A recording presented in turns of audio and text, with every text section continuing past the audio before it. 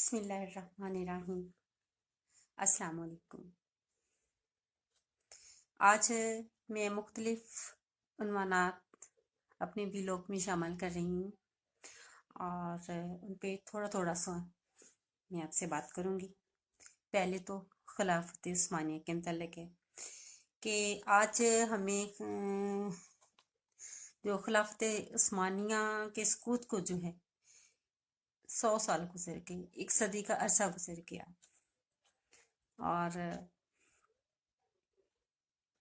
اب تک مسلمان جو ہیں بغیر کسی قیادت کے جو ہیں ذلیل و خوار ہو رہے ہیں، اور وہ اس دن کو جس دن وہ خلافت عثمانیہ سے الگ ہوئے اس دن کو اپنی آزادی تصور کر رہے ہیں۔ اور حیرت کی بات یہ ہے کہ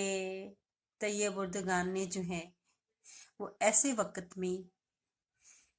تقریبات آزادی کی تقریبات رکھیں جب مسلمانوں کا قتل عام فلسطین میں جاری ہے، بچوں کو نسل کشی کی جا رہی ہے، اور نام نہاد خلیفہ